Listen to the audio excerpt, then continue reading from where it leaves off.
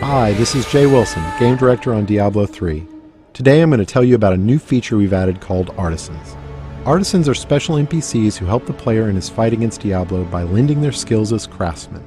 This is a concept of the blacksmith, the first artisan you'll encounter in Diablo 3. You don't start the game with access to artisans. You discover them on your journey through Sanctuary. The loyalty of these craftsmen is not given freely, it has to be earned. When you encounter them in the game, you'll have to gain their trust and loyalty by being the hero that we all know you are. Once you've gained their trust, they will follow you throughout your adventures, aiding you any way that they can.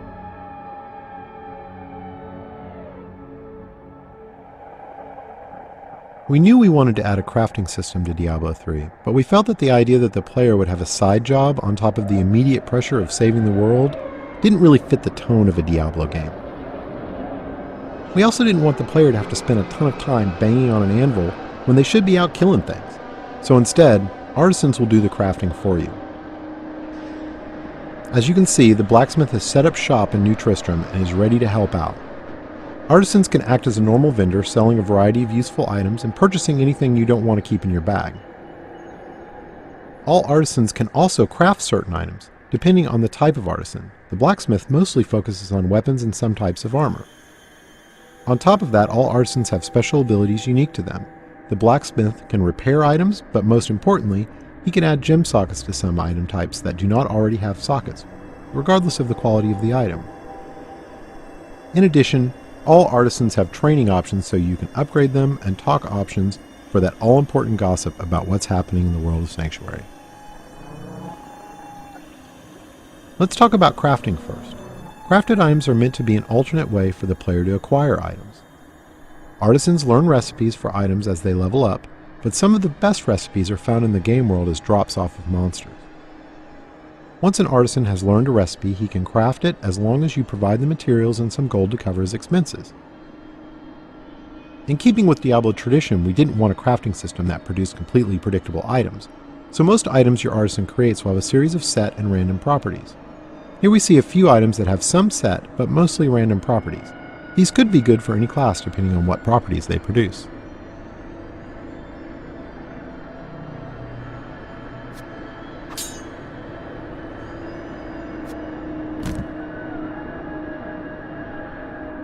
The main special skill of the blacksmith is his ability to add gem sockets to specific item types.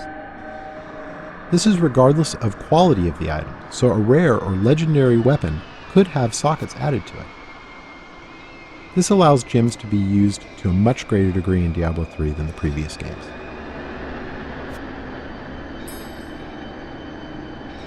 To craft items you need materials. Materials are acquired primarily through salvaging.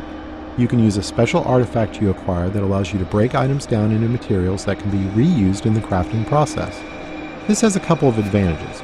Less trips to the vendor to sell items because you can easily break them down while you're adventuring. And any items you don't need you can recycle in the hopes that they can be turned into something better.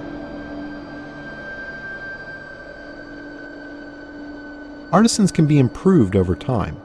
The artisan does this by using crafting materials you provide him to train and practice. As you can see, once you've acquired the right materials, the upgrade process is quick. The goal here is to put the time investment into acquiring the materials you need through fighting monsters, not have you spend tons of time in town with your vendor.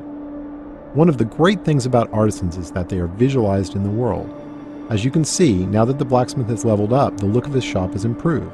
Here's an example of how much a single artisan can improve throughout the game with this fully upgraded blacksmith. Once you're done dealing with your artisan, you're free to take your newly acquired fat loot and return to monster fighting and rainbow viewing.